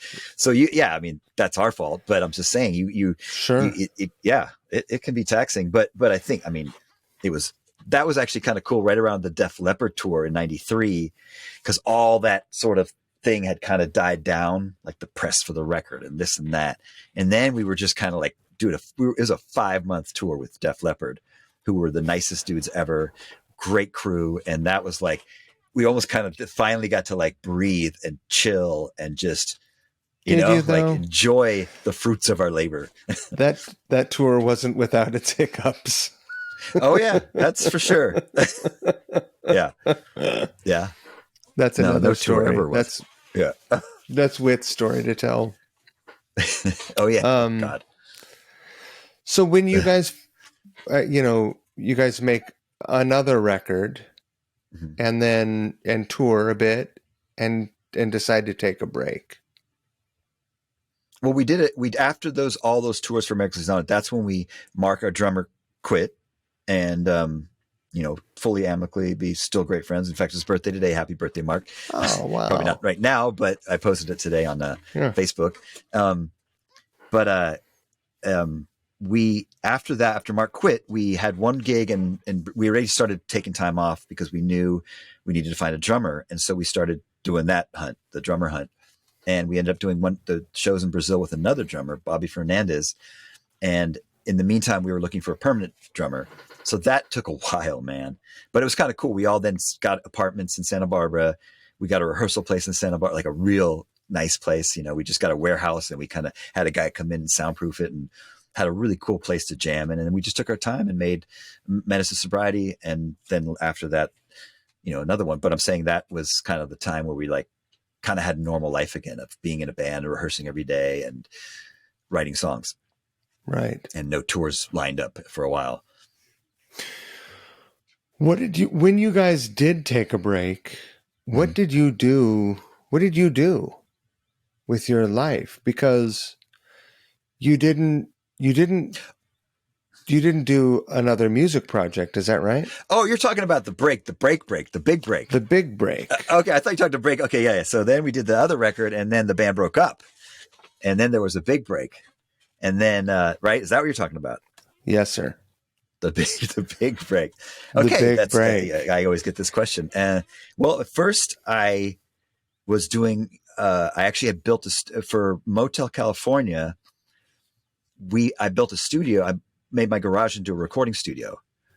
Okay. Nothing's fancy, but I had the little part of the garage was like the control room with the glass window, and the rest was the jam room, and that's where we were rehearsing and writing for Motel. And we ended up doing the record there. We bought a 2-inch machine, we rolled it in. So I got a little of taste of being a engineer producer, and of course working with Dave he was probably the big producer and I was assistant, but it was really kind of exciting being on that side of it and building the studio, from ground up. We had snakes going through the walls and, it was exciting. And so I started, that after we did the final record, I had a little studio set up. So I started recording local bands for a few years in Santa Barbara area and doing demos for other bands. And I was kind of, I guess contemplating becoming that, being a studio guy. Right. At the same time, I was also recording my own songs with just some guys around town, mainly drummers and eventually singer. Nothing that ever materialized. Then I joined a band a few years later called Broham that had a record deal with, I want to say Atlantic, and they were a rap metal band. This is like early 2000s. And we did a record for, I don't know what label, it was a major label, and that was fun. We did a few shows. But it was short lived. Yeah. And then, Broham. Yeah. And then after that, I started making bongs and martini kits and selling them online. You were making bongs. I was getting into the internet and I can make websites. I'll sell millions of these. And yeah, they were, God damn it. I don't have them in front of me. I would take the small little NFL helmets and I coordinate the parts, and I had it all rigged up in this very shed that we're in right now. I had this old drill press that I inherited from my grandfather from like the 50s. It was like bad, and I had it all rigged up, and it took me a while, a lot of R&D to get these perfect. Like if it was the Niners, it'd be a red tube, have the badass, bowl that you pull out. Yeah, stem. And I started selling them on eBay. And I had these martini kits that were like James Bond, those shiny metal, like they always have a gun in them cases. Yeah. But it was, you'd open it, it'd be like the foam. And I had a company die cut the martini glasses. You'd have 2 martini glasses, the vermouth, the vodka, a thing with the olives and a thing with the toothpicks. And it had like the 007 logo, but it said 00 martini kit. But it was like 2 zeros and then a martini with the olive. That was the logo, kind of like the gun logo, Yeah. And I was like, I'm going to be an inventor. I'm going to invent cool shit and sell millions of them. Because this internet's amazing. How many football helmet bongs did you sell? 60. I got a pretty cease and good. desist. I got a cease and desist from the NFL, and it was I Really? kept it. It said something like "This is not, nor will it ever be, a licensed product by us. If you don't stop, Nor will it ever be. nor will it ever be." That is amazing. They fucking crushed my soul because it was just picking up too. Because I had been selling them on my website, but then I discovered eBay, and you write like New York Jets, bong, water pipe. I don't think you could write bong, dude. It was like I'd sold it in 2 seconds. And I was like, oh, this is where it is, eBay. And I was all like, yes, this is going to be the thing. And then like a few sales later, and then there's that email like, oh shit. Have you considered writing back to him and just being like, hey guys, what about now?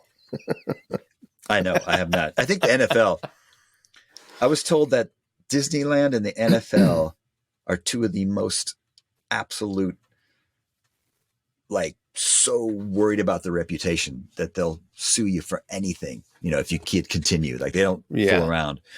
And Disneyland, actually, we had the song Madman, which actually says Disneyland in it. And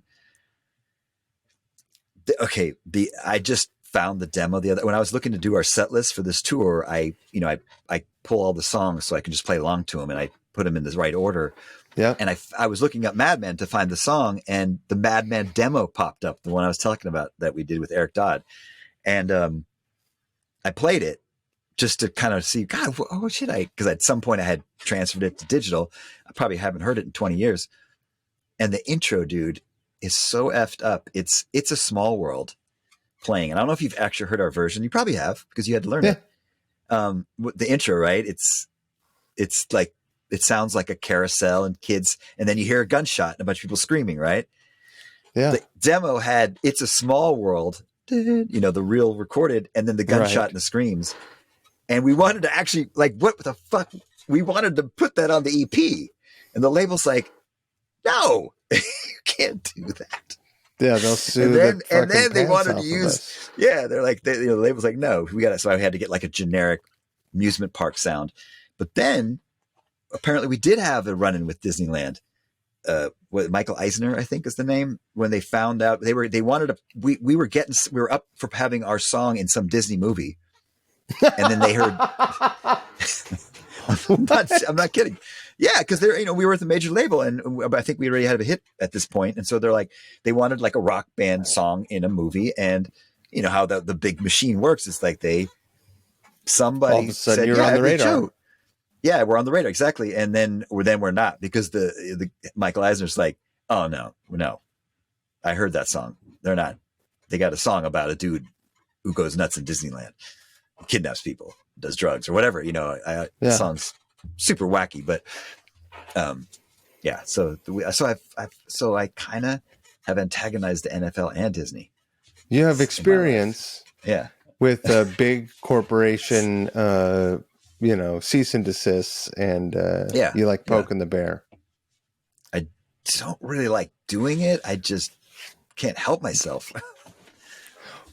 Any other run-ins? Because I mean, I see right behind you a Kraft cheese logo. I'm a big fan of appropriating and reappropriating logos, as you are. Mm-hmm. How many cease and desists have you gotten in your life?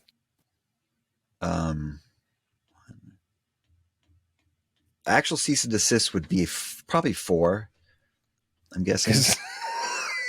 That's amazing. What do you think the record is? Like, oh God, somewhere out there. Well, Wacky Packs is what started it. Wacky Packs back in the day. Wacky Packs were these, and they did everything. So Captain Crunch was a classic. The Captain, I don't know what it was, but they must have. I don't know. Maybe they had it so down they knew exactly what percentage had to be changed, how many letters, how much, and they probably had it. But who knows what their first 10 were? Somewhere out there is the living person with the most cease and desist. You know what I mean? Someone out there, whether they know it or not, holds that record. Mm-hmm. And I want to know who that person is. They're kind of a hero of mine. Yeah, I think so. That I didn't even know existed. And you too. Me too. Do you see the one I've got on right now? Yeah, I don't know what it is. Is it a Okay. deicide shirt? Yes, you got it. Yeah. It's a deicide, but I don't know what Yeah. what Doja Cat is. Oh, she's like one of the bigger pop. Is she hip hop Yeah, artists now? Yeah. The kids know. The kids know. I love that. I love that. She's good. She's really good. So you stayed busy with a lot of stuff. You had a diversified portfolio. I did a little bit of this and a little bit of that and a little bit of this and a little bit of that adds up. I was busy. Yeah. And I traveled a lot. I saw places that, I went to Cuba, I went to Vietnam. I had this big thing about seeing communist countries. I thought that would just be really, places that like that, Wait a minute. Have we talked about this? I don't know. Have we talked about Cuba? I don't know. Have we? I didn't know that you went to Cuba. Yeah. 2000. 2002? 2002. I went to Cuba in 2006. Yeah. So probably very similar. We had to go through Mexico. Couldn't get your passport stamped. It was kind of exciting. You had to bring enough cash because you can't use ATMs. Can't use an ATM. Yeah. And it was fun. It was a trip. It was super, what's the word? It was a culture shock. I mean, complete culture shock, Where'd you go? How different. Just Havana and that kind of surrounding area and the beaches there and stuff. And it was rad. Wow. I loved it. Yeah. It's like you're in, it's bizarre. In Vietnam, same thing, but like the Asian version, it was like, and plus before I went to Vietnam, I started watching every Vietnam movie ever made, Oh, Jesus. So I was just like, I was reading books about it and going there was, went to the tunnels but mainly I did like normal stuff, went to Hanoi and shit, but I didn't get to see I guess the big thing with communism is they embalm their leaders, their dead leaders. So you can go see them. Like, you know what I mean? By like, they actually have them like behind a glass, the actual person. And Ho Chi Minh, apparently they have a Ho Chi Minh mausoleum, I guess it's called, where you can go see him. And I couldn't because every year they send him back to Russia to get redone. And I guess the Russians do it. It's like a commie thing. Sorry, is that mean to say communist? That's wild. Yeah. Never been to Russia though, have you? I've never been to Russia. I was hoping never we been could to as China. a band, No, me neither. And never been anywhere on the African continent.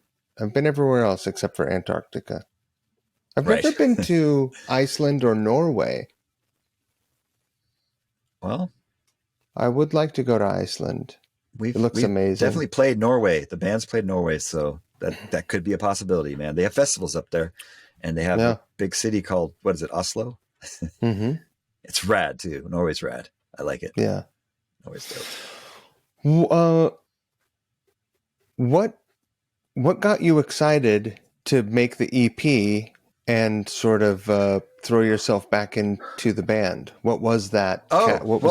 One thing about this band, when we did break up, we all stayed friends. Like I would say the last lineup, we all basically the band broke up. It wasn't like, fuck you. It was like, bye.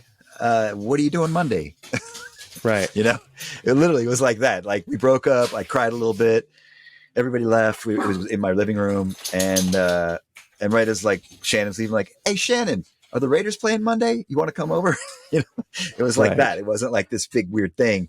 And it was like in India or something. So as soon as he got back, the next thing you know, we're like snowboarding together in Tahoe or something like next year. So we all stayed friends, and Whit and I would see each other a few times a year and hang out. And Dave was everybody pretty much scattered and moved somewhere else. And Dave went on to have a fantastic production career as a producer, Evanescence and Slipknot and on. Godsmack. And Shannon joined Godsmack just a few years later and has had a huge, great, massive career with them. Dave ended up producing the Godsmack record in, I want to say 2010 or 11, 2010, let's just say. I don't know which record was, the Oracle, I think. And they're working together. And I think just by being in the room together, they started being nostalgic and bringing up the old days, Ugly Kid days. And, they obviously had a big history together. And they called us and was like, Dave had just built a recording studio a few years earlier, like a real badass one in Louisiana, and was like, let's get Ugly Kid Joe. It was their idea actually to say, hey, what do you, I got a recording studio. Let's all just come down to Louisiana and we'll do a record and release it on the internet now. Everybody's like, it's on the internet now. You can just do it. Right. It's so easy. You don't need a label. Yeah. Just like me and my bongs. I'll just put them on the internet and sell millions. And so we said, me and Whit were like, yeah, like Whit and I were literally at that time, absolutely doing nothing like musically right at that very moment. We looked at each other kind of like, this is perfect. Like I could really,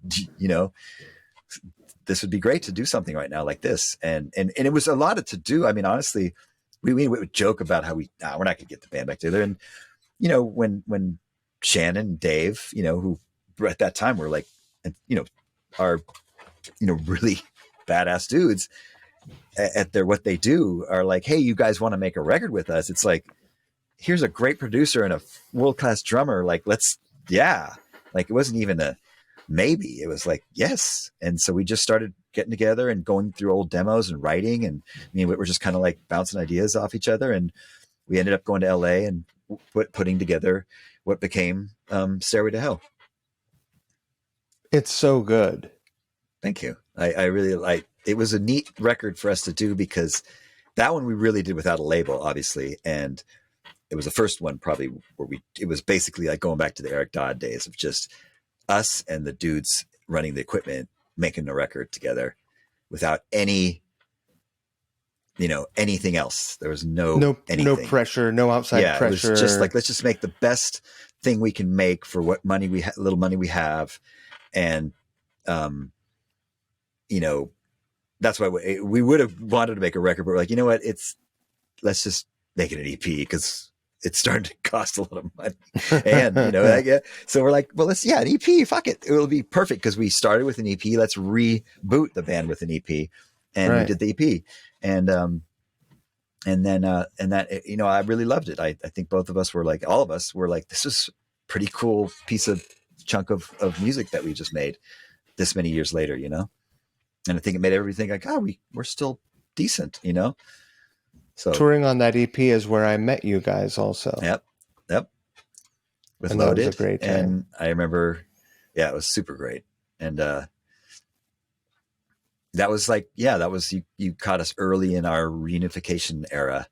And it was like weird. It was like a deja vu, but it was also very new.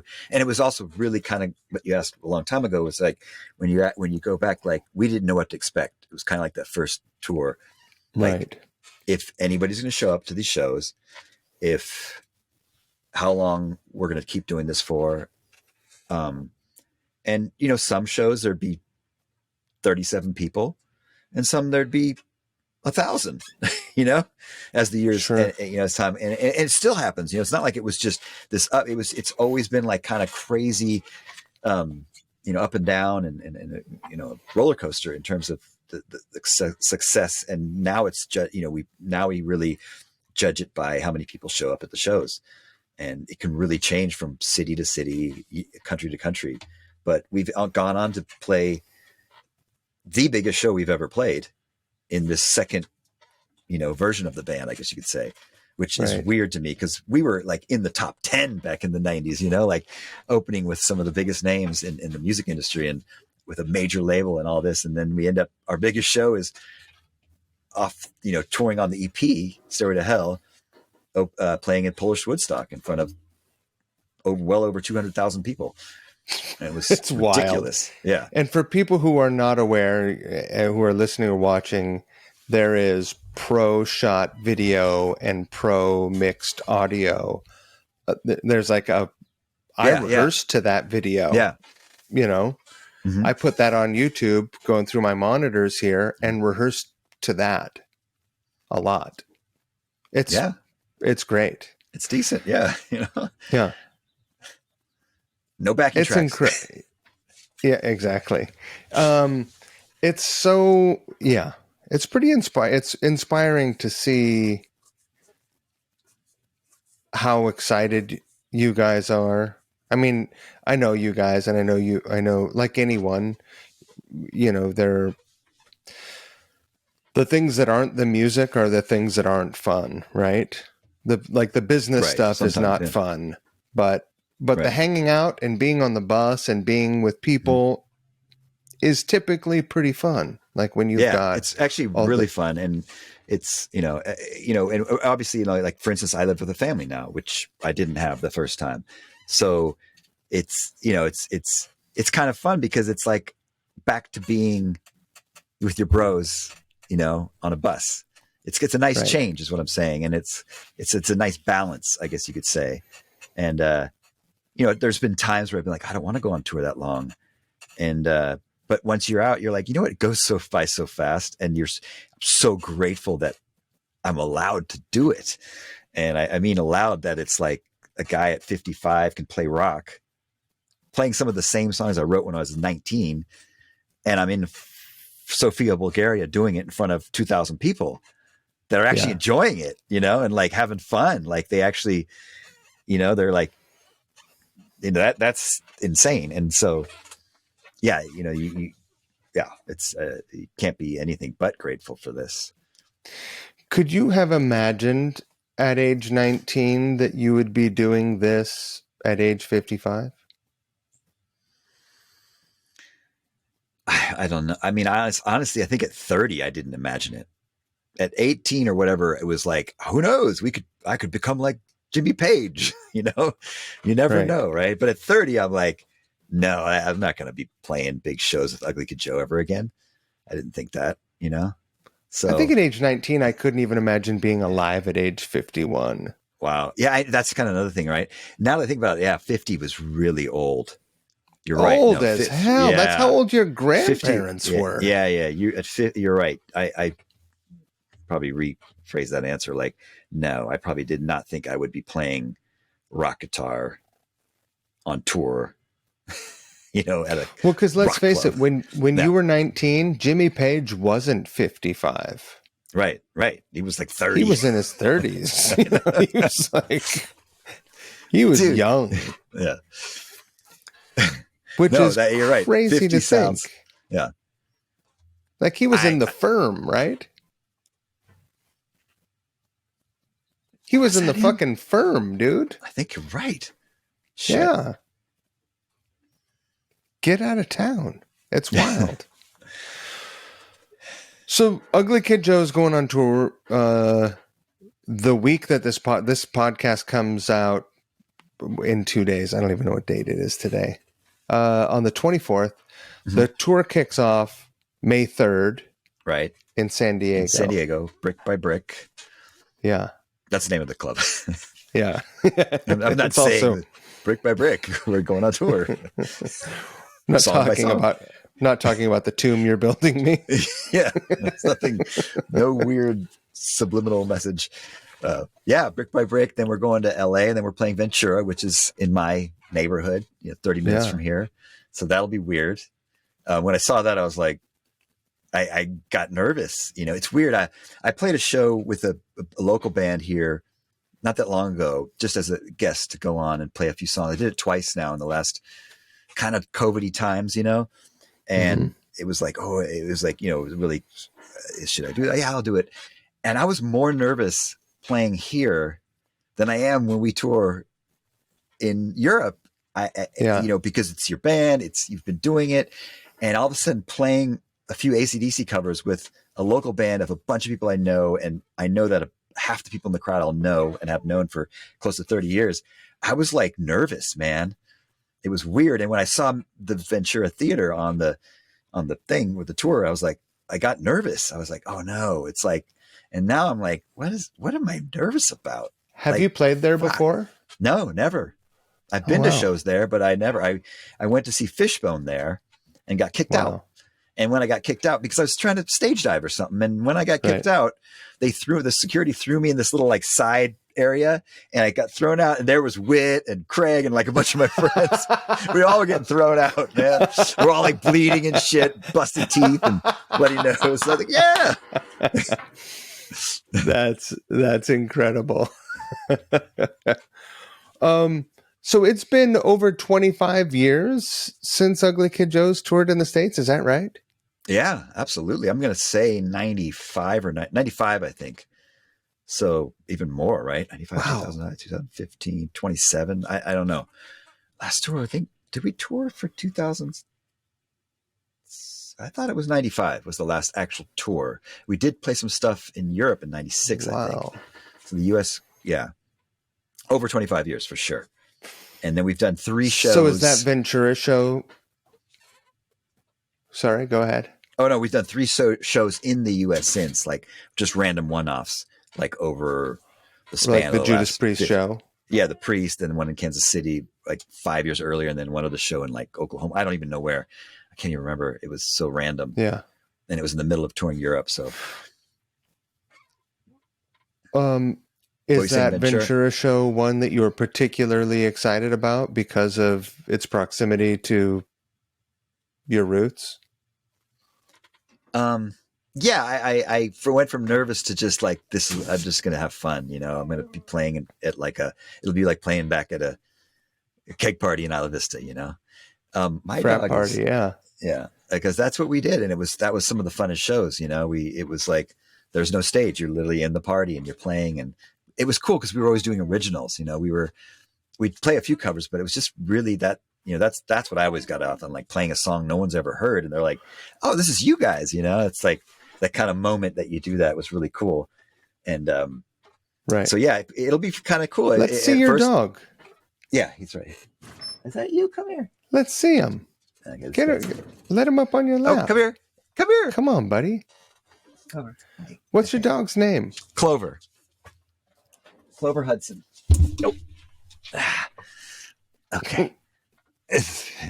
Oh, buddy. It's the Shaggy DA. Totally. And you can even see. Say hi to Mike. How you doing, buddy? All right. Look at that hair, though. Look at that heavy metal hairdo. That's Dee Snider. Teased. Yeah. Teased. Hey, friend.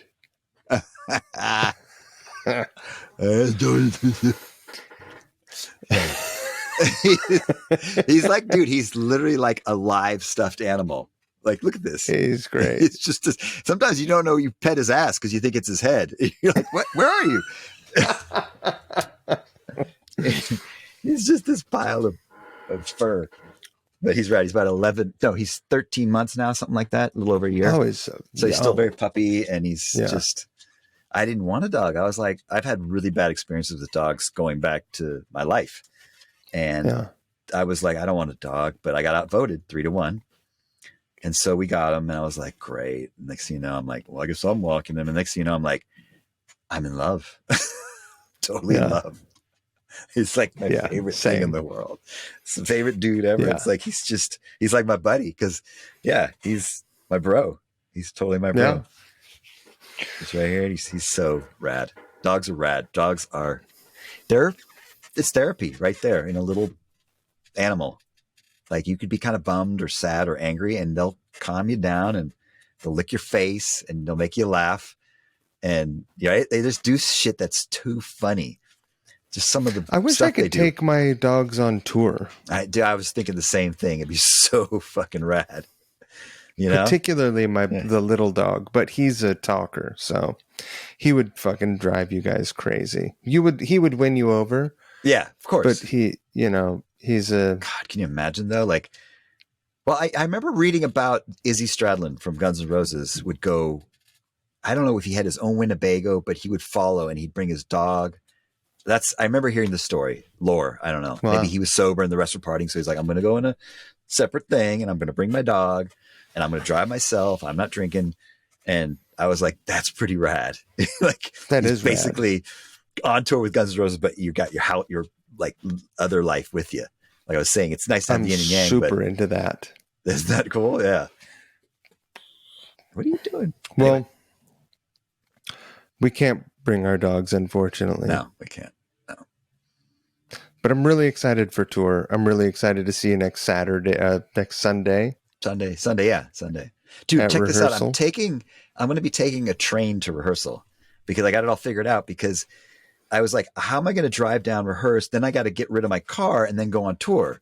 So I'm trying to figure out how am I going to get the car back, because I'm going to rehearse. And then I'm going to, after the second day of rehearsal, I'm going to drive back home, leave my car, spend the night, take the 9 a.m. train, and it's like 7, not even a half a mile from the rehearsal place that the train stops. So I'm going to be like amazing. Joe Biden. I'm going to take the train to work. Wasn't that his thing? The Amtrak, taking the Amtrak to work. That. Great. Yeah, again, I'm really looking forward to the tour. Me too. And Europe. Yeah, that's coming up too. We're playing places. I think we're playing Budapest, and we have played there, but I didn't see the city at all. We played a little outside of it. Either I was sick or something, and I remember not going out. And I've never been to that city. After all, I've never been to Budapest. Yeah, so I've never been to Portugal. Oh yeah, well you're gonna love all this stuff.